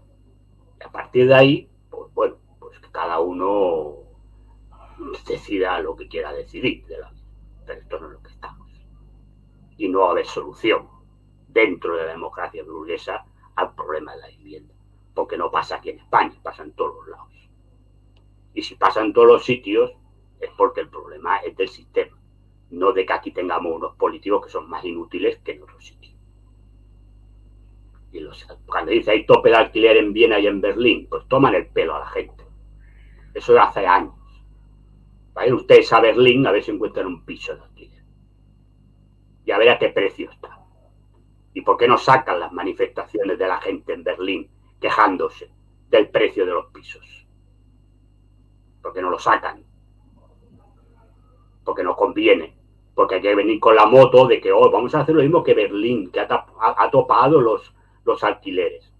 Una comedia. Ha topado los alquileres como iban a hacer ustedes. Pero luego por debajo 28.000 excepciones para que hagan lo que les salga las narices. Y la ley sea una pantomima. Y entonces, claro, nos sacan las manifestaciones de la gente, quejándose. Nos sacan la gente desahuciada de los pisos antiguos porque no pueden pagar porque les han pegado un subidón del alquiler. Eso no lo sacan. Ni en Viena. Pero qué progreso son allí. Venga, pero vamos a dejar de tomar el pelo a la gente. Vamos a dejar de tomar el pelo a la gente. Esta es la situación en la que estamos. Y repito, dentro del sistema capitalista burgués, el problema de la vivienda no lo va a solucionar ningún gobierno. Ninguno. Porque la vivienda es una forma de negocio muy rápido. A través de las constructoras, a través de las compraventas, a través de los alquileres, y por lo tanto no se va a tocar, ni se va a solucionar nunca en la vida. Y cada vez serán más caros. ¿Por qué? Porque encima los sueldos son una mierda, hablando en plata y más. Y ya está. No hay nada. Pues vamos a otro problema, a ver si tiene solución. El mal juego del Real Madrid. Pues horroroso. Menos importante. Bueno, importante para la vida de la gente. Para la vida de la gente sí, pero decía Bill Shankly, el histórico entrenador del Liverpool, sí, que el fútbol era lo más importante de las cosas menos importantes. Menos importante. Bueno, pues mira, seguimos con el desastre, ¿no? Hablamos de desastres, pues vamos de desastre en desastre. Muy mal. El martes yo creo que, hombre, si el MVP del partido es Courtois, pues no hace falta decir nada más, ¿no? Decía Schuster. Pues ahí estamos, ¿no? Es decir, esta es la realidad del Madrid. Un partido, especialmente la primera parte horrorosa, donde estuvimos a merced del Stuttgart, pero el Stuttgart fue mejor y que mereció algún gol, porque repito, si no es por Courtois, pues el partido no sé cómo hubiera acabado, es decir, que mereció, luego verdad, la segunda parte, pues también el equipo alemán, pues si estás a principio de temporada ya no puedes mantener el ritmo físico y demás, y ya empezaron a aparecer pues, jugadores del Madrid que evidentemente tienen mucha más calidad que los del Stuttgart y solucionaron el partido. Pero la imagen del equipo es preocupante. También es muy preocupante la imagen del equipo. Primero fue el partido de San Sebastián, pero desde que hablamos el viernes, el sábado se jugó en San Sebastián. Se gana con 2 penaltis que han suscitado polémica y yo no la veo por ningún... No, yo creo los penaltis... No, digo... Pero bueno, ya ves que por eso digo... Es decir, no, a ver... Se fue a jugar... De Real Arena... sin... 3 palos. Sin centro del campo. No, claro. Sí. Ya tenemos el problema que tenemos en el centro del campo. De jugadores, muchos jugadores lesionados. Bellingham está empezando a volver. Dicen que a final de mes estará Camavinga. Bueno, pues irá recuperando menos jugadores. El problema creo que ya no es tanto de jugadores. Que también, yo creo que hay jugadores que, repito, siguen estando mal. Yo creo que el que mejor está mejorando es Mbappé. Pero hay otros que siguen estando en el dique seco, ¿no? Rodrigo es verdad que jugó mejor el martes, se le vio algo de ese Rodrigo que nos acordábamos, pero también foguetazos, ¿no? Una primera parte que no estuvo mal, pero la segunda, bueno, y Vinicius sigue estando perdido de la vida. Es verdad que te hace algunas jugadas de tanto en tanto, pero ya no está siendo ese jugador, al menos por ahora. Está siendo ese jugador desequilibrante que era la temporada pasada, ¿no? Que mejor está es Mbappé, digo, de los de arriba. Pero a ver, yo creo que el problema es un problema de sistema de juego. Yo sigo repitiendo lo que he dicho durante toda esta, lo dije la semana pasada y toda esta semana lo vengo diciendo. Creo que el Madrid tiene que jugar a otra cosa. Si quiere jugar la temporada pasada, no puede jugar porque le falta la pieza clave que es Kroos. Y no tiene en la plantilla ningún jugador que se le asemeje. No digo ser igual que Kroos porque tampoco lo hay en el mercado, un igual que Kroos. Pero alguien que se le asemeje, alguien que pueda mover el equipo, que pueda cambiar la dirección del juego del equipo, no lo tiene. Por lo tanto, tiene que jugar a otra cosa. Y otra cosa es, pues mira, lo que jugó el Stuttgart en la primera parte, no es falta ir tan lejos. Ahí tenía el ejemplo. Hace una presión adelantada como Dios manda, porque el rato que el Madrid intentó presionar, aquello parece el ejército de Pancho Villa. Cada uno iba por donde le daba la gana, mal colocado, con lo cual el equipo se partía, agujeros por todos lados más que un queso de Gruyère, y aquello fue un desastre. Entonces yo creo que el problema también es que el equipo está muy mal trabajado. Ya no es un problema que los jugadores estén mejor o peor, sino que creo que el equipo está mal trabajado. Y eso es algo que se le tiene que imputar al entrenador. El entrenador tiene que trabajar el equipo. Me parece a mí. Es un problema. Hablabas de Mbappé. Parece que está empezando a coger la chispa que lo convirtió en el mejor jugador del mundo. Sí, hombre, a ver, estaba claro. A ver, yo creo que él volvió el 8 de agosto. El 14 ya se tuvo que poner a jugar la Supercopa. No ha tenido pretemporada como Dios manda, igual que muchos jugadores, no solamente del Madrid, sino de muchísimos equipos, por el tema de la Eurocopa y demás. Y hombre, pues ya poco a poco pues va cogiendo su forma y él, cuando esté en estado físico excelente, pues es una persona muy desequilibrante. Incluso se fabrica goles él solo, no debe a veces que le pasen el balón. Pero aparte de eso, yo creo que también con el tiempo, pues los compañeros le irán viendo cómo él se desmarca y él verá también por dónde se mueven mejor los compañeros para desmarcarse de esa forma. Eso irá entrando. Pero repito, en estos momentos, digo de los 3 titulares, porque no meto a Brahim, que encima va a estar 2 meses lesionado, y Güler, que como juega a cuentagotas, y Endricky, que juega a más cuentagotas aún, pero de los 3 titulares, para mí, es el que está mejor. Sí, hoy claro. Dijo Ancelotti en rueda de prensa que Endrick va a jugar algún partido titular de los próximos. Es que, y que va a jugar mucho de titular. Es que tiene que hacer rotaciones. Vamos a ver, el Madrid ahora, después del parón de selecciones que va a haber, que encima un parón de selecciones que se va el 90% de la plantilla, por lo tanto no va a parar la plantilla. Es decir, va a jugar hasta el parón de Navidad. No va a parar de jugar 2 partidos por semana. Es decir, es que tiene que hacer rotaciones por narices, porque si no el equipo se le va a caer en el mes de diciembre. Y en rotaciones no quiere decir lo que hacía Zidane, que metía 11 tíos de golpe. ¿No te acuerdas la liga aquella que se ganó? Sí. No, pero tienes que sentar, y si tienes que sentar a Vinicius en un partido que esté en el banquillo, oye, es tu obligación como entrenador. Y hablar con el jugador y decir, mira, este partido tú no lo vas a jugar, vas a estar en el banquillo, si las cosas van bien no vas a salir, si hay algún problema pues sales. ¿Por qué? Porque tienes que descansar. Punto. A Mbappé lo mismo, a Rodrigo lo mismo, a Bellingham lo mismo, al otro lo mismo. Y chico, y tira de la cantera, porque Rudiger no puede estar jugando todos los partidos, porque no se va a morir. Y Militao no puede estar jugando todos los partidos, porque se va a morir. Pues chico, echa mano a la cantera. Se acabó la película. Dijo que cuando volviesen los centrocampistas podrían rotar los centrales, en referencia a que Tchouaméni podría jugar de central. Claro, pero volvemos al experimento del TVO. Volvemos al experimento del TVO. A ver, pon un chaval. Porque a lo mejor el chaval te resulta que te soluciona un problema. Te encuentras una solución. Tú tienes ahora 2 centrales. Porque Alaba hasta noviembre no esperas. Y vete a saber cómo vuelve. Pues chicos, prueba un central del Castilla. A lo mejor resulta, y Vallejo no sé para qué está. Pues para eso que le den la baja federativa y se busque la vida. Porque, a ver, tienes el problema que tienes y no lo sacas, pues ¿para qué está ahí? Yo que hay cosas que no las entiendo, de verdad. Pero bueno, ya no cuentas con Vallejo, no te interesa Vallejo. Pues no, chicos, mete un central del Castilla. Jacobo Asensio no se ha lesionado, está ahí para jugar, pues ponlo.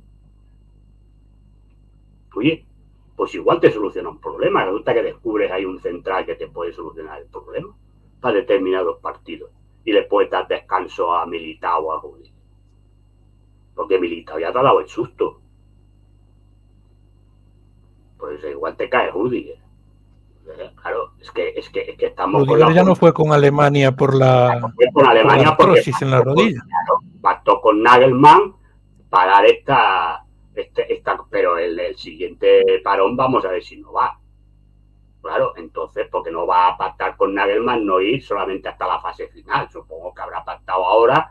Mira, yo necesito descansar unos días, ¿vale? Pero igual en este parón de octubre va. Claro, es que el problema es, yo lo siento, pero el inmovilismo de Ancelotti es que ya llega un momento en que te irrita. Oiga, es decir, es que, a ver, vamos a ver, es que estás viendo por ahí entrenadores, y no estoy hablando ya de Hansi Flick porque no tiene más narices que meter a los chavales, pues no tiene nadie. No, es que estás viendo a Guardiola, estás viendo a Company o antes a Tuchel en el Bayern, que coño, no tiene ningún problema en meter a un chaval de 18 años. Y luego que a lo mejor hasta se queda de titular, o al menos en la primera plantilla porque ven que tiene capacidad. Y aquí, coño, que para poner a un chaval joven parece que nos tengamos que morir todos para que jueguen. Hombre, vamos a ver, ya está bien de tomar también el pelo a la gente. Chico, pues tienes la cantera hecha a mano de ella. Yo no digo que todos los canteranos sirvan para el primer equipo, porque en ningún equipo todos los canteranos sirven. Porque en Barcelona muchos están jugando ahora por necesidad. Pero si tuvieran un club que tuviera dinero, pues a lo mejor se quedaba Lamine Yamal y 2 más, no se quedaba nadie más. Los demás todos para afuera. Pero yo te digo, hombre, pero yo creo que alguno te debe servir. Pues que no hay nadie. Pues si no hay nadie, entonces tenemos un problema. Que tenemos una cantera que no vale un pepino. Pero si ves que la mayoría de los canteranos luego están jugando en prácticamente todos los equipos de España o de Europa, pues tan malos no serán. Tan malos no serán. Pues oye, pruébalo y ponlo ahí. Si resulta que te hace bien, bueno, a lo mejor no tiene nivel para ser titular indiscutible en el Madrid. Pero es que ahora tienes 2 centrales. Chico, pues ya está bien. Pues igual te sirve para determinados partidos donde al Madrid le van a atacar poco, pues igual te va bien el chaval si le das descanso a Militao o le das descanso a Guti. Y no tienes que hacer el invento del TVO el otro día. Con un Carvajal en el que pierde y encima, mira, Lucas Vázquez tuvo un mal partido. Bueno, pero Lucas Vázquez siempre cumple. Mal partido, pues mira, le sale a todo el mundo. Pero ¿por qué haces el invento del TVO y no te enteras de nada? Hombre, ya está bien. Es igual que Mario Martín. Si te gusta, ¿para qué lo cedes? ¿Para qué lo cedes? Porque ahora podría estar jugando Mario Martín. Con todo el desastre de lesiones que tenemos en el centro del campo. No, me lo llevo a América, es el centrocampista que más me ha gustado, porque va a ser del primer equipo, porque tiene unas características. Pues chico, quédatelo y ponlo a jugar. Claro. Oye, pues igual ahora, con todo el desastre que tienes, que no hay nadie ahí para jugar, pues ponlo, pues lo podrías poner. Claro, es que hay cosas que se sigue llenamente. Claro, punto. Y este es el problema. Porque, a ver, los jugadores están mal, es de esperar que vayan mejorando todos. O que vayan cogiendo tono físico, que lo vayan cogiendo a través de los partidos y demás, pues irán cogiendo tono físico y estarán mejorando. Pero el problema principal es de estructura de juego. En este año no se sabe a qué se quiere jugar. A estas alturas no se sabe a qué se quiere jugar. La temporada pasada se sabía a qué se debería jugar. Pasa que la mayoría de partidos se jugaban mal. Los partidos eran malos, pero se sabía a qué se quería jugar. Esta temporada no se sabe todavía a qué se quiere jugar. No se sabe. Y este es el problema. Porque si tú no sabes a qué quieres jugar y encima el equipo no está trabajado, pues tenemos un problema. Tenemos un problema. Porque la Virgen no se va a aparecer todos los días. Y la calidad individual no te va a ganar los partidos todos los días. Y hombre, yo viendo la primera jornada de Champions, que he visto todos los partidos, visto todos. Hombre, el partido del martes, en lugar de tener al Stuttgart, tienes al Bayern o tienes al Liverpool. Bueno, pongo el Liverpool, que es un equipo que nos va a tocar, que nos ha tocado. Y yo creo que tenemos un problema, Houston tenemos un problema. Porque Courtois, Courtois paró 3, que es lo que llegó el Stuttgart con peligro. Llegó más veces, pero peligro creo 3. El Liverpool no te llega solo 3 veces con peligro. Liverpool. Y frente a este Madrid, tú hubieras llegado 10 o 12 veces con peligro. Y 10 o 12 paradas no hace Courtois. Entonces, claro, este es el tema. Que también tienes que mirar lo que hemos tenido delante para ganarle. Y que la Virgen se te aparezca como en Anoeta o Real Arena, como se llama ahora. Te pegue 3 palos. Y no te entre el balón. Eso también, mira, también te pasa una vez en la vida. No, hombre, no una vez en la vida, pero vamos, es un partido que te ha salido bien y luego, mira, 2 goles. Pero el partido infumable. Hombre, me parece muy bien que el Madrid lo que quiere es ganar. No, eso quieren todos los equipos. El Madrid y el Leganés, todos quieren ganar. A mí de que el Madrid, el ADN del Madrid ganar, no. Los ADN payasadas. Las ADN del Barça o los ADN del Madrid, payasadas. Por ganar quiere ganar todo el mundo. Porque para eso se sale al campo, para no perder de entrada. Y por lo tanto, todo el mundo va a lo mismo. Pero hombre, con el equipazo que tenemos ahora, yo creo que hay que exigir algo más, que ganar el partido. Creo que hay que exigir algo más. Y se está jugando a la nada más absoluta. Haciendo el ridículo. En muchos partidos se ha hecho el ridículo. Yo creo que eso es un problema, también, lo repito, estructural, porque no se está trabajando al equipo. Y repito, no se sabe a qué se quiere jugar. Porque ahora nos viene de que el sábado vamos a jugar con un 4-4-2. Ahora, otro cambio. Otro cambio. Cuando ya llevamos 6 jornadas de liga. Otro cambio. Porque no nos hemos enterado. Hemos hecho pruebas. Es verdad que no has hecho pretemporada porque el 90% no lo tenías en en la plantilla estaban de vacaciones o jugando la Eurocopa o los Juegos Olímpicos. Pero, hombre, pero tú sabes desde mayo que Kroos no va a continuar. Y la directiva te ha dicho que no va a fichar a nadie, que también podríamos hablar si aquí la directiva acierta o se equivoca. Pero la directiva te dijo que no iba a venir a nadie. Pues tenías que haber tenido claro ya que querías jugar. Y estamos a 20 de septiembre, mañana 21, que jugaremos el partido contra el Español, y tampoco sabemos a qué queremos jugar, porque vamos a hacer una probatura. Si sale bien, pues igual es la que queda. Si sale mal, pues otra probatura. Eso significa que no le ganemos al Español. Pero jugando así, a ver, ya el otro lleva pitos, ¿eh? No mayoritarios, pero hubo pitos, porque la gente ya también está un poco harta, porque tú tienes un plantillón. Y hombre, está muy bien ganar los partidos, que esto es lo que queremos todos, ganar los partidos, pero bueno, ganar los partidos quieren todos los equipos, porque el Español mañana no viene a perder, viene a intentar ganar. Si pierde, pues a perder. Si gana, quieren ganar todos los equipos. Esto es el ADN, es ganar, estas papanatadas que contamos, igual que lo del Barça, jugando bien, ¿no? Puñetas. Todos quieren ganar. Pero puedes jugar muy bien. Si no ganas, tienes problemas. Pero ve, la realidad es que el Madrid tiene un equipazo ahora. Tiene un equipazo ahora.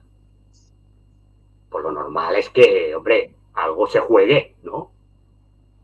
Y veamos algo de juego y el equipo sea dominante en el campo. Porque tiene equipo para ser dominante en el campo, en el 90% de los partidos. Luego hay partidos donde vas a jugar con equipos de tu nivel que posiblemente tendrás fases donde te va a dominar el rival. Pero, hombre, que te domine la Real Sociedad o te domine Las Palmas, es para salir corriendo. O que te domine el Stuttgart, con todos mis respetos. Hombre, y encima en tu casa. Hombre, pues yo creo que al Madrid hay que exigirle. Y más con la plantilla que tiene en estos momentos. Porque si miras línea por línea, seguramente tiene en todas las líneas tiene a un jugador de los mejores del mundo en estos momentos. Empezando por la portería. Hombre, pues espera que el Madrid juegue algo. Y que controle y domine los partidos. Hombre, contra determinados rivales, repito, pues si vas a jugar con el Bayern, el City, el Liverpool, pues habrá fases que vas a tener que meter atrás porque el rival también juega, tiene jugadores de mucha calidad y te va a presionar y te va a meter en tu casa, en tu campo. Eso está claro. No vas a dominar el 90% del partido. Pero hombre, el 90% de los partidos que juegues, esta plantilla del Madrid tiene que dominar al rival. Tiene que ser la dominadora el 80 o el 85% de lo que dura el partido. Y vamos, el juego que estamos ofreciendo es para salir corriendo. Es para salir corriendo, así de claro. Y repito, el problema es porque no se sabe a qué se quiere jugar. Yo era crítico con el Madrid el año pasado. No me gustaba el sistema ni me gustaba cómo jugaban. La mayoría de partidos muy malos. Pero lo que sí que tenía claro es que Ancelotti tenía una idea clara de juego y la llevaba al campo. Le salió bien muchos partidos, otros no, pero bueno, le salió bien. En general le salió bien porque solo perdió un partido en toda la temporada. Pero se sabía que se quería jugar. Yo pregunto, ¿a qué quieres jugar esta temporada? ¿A qué quieres jugar esta temporada? Porque yo todavía no sé a qué quiere jugar el Madrid esta temporada. No lo sé. Repito, no lo sé. Y es que es más, no es que yo no lo sepa. Es que lo preocupante es que creo que no lo sabe Ancelotti. Que eso es lo preocupante. Que yo no lo sepa yo, pues mira, soy un periodista, un socio del Madrid, punto. Pero creo que Ancelotti, que es el entrenador, no lo sabe. Y ahí tenemos un problema. Ahí tenemos un problema. Porque el problema es que si no sabes a qué jugar, pues te puedes ir escapando puntos. Y los de arriba se te vayan en la liga. Y claro, luego igual, aunque mejores, igual ya no los recuperas esos puntos. Este es el tema. Es decir, claro, porque es verdad que la Champions, pues mira, si al final quedas entre los 8 primeros, pues te evitas la playoff y después ya, pues si has mejorado, pues ya vas pasando en octavos, ya viene octavos, cuartos, tal, no es el campeón de la Champions, será el que vaya primero en la liguilla esta. Entonces ahí tienes margen de maniobra. Aunque se te vaya, por ejemplo, el Bayern a 6 puntos o 7, pues es igual. Pues al final lo que te importa es pasar a octavos. Pero el problema lo tienes en la liga. Porque si vas jugando así y vas empatando partidos o tal, y el Barça o el Atlético de Madrid van ganando, pues igual te encuentras dentro de 4 días 7 u 8 puntos de estos. Y aunque luego mejores, ¿cómo los recuperas? Si los otros no se caen.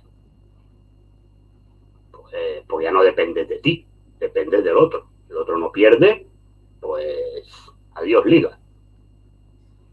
Y este es el problema. Bueno, pues tenemos 2 partidos hasta el próximo viernes contra el Español y contra el Alavés en el Bernabéu. Veremos a ver si hay brotes verdes, como decía Lau. Como diría que el brotes verde o brotes amarillos, nunca se sabe.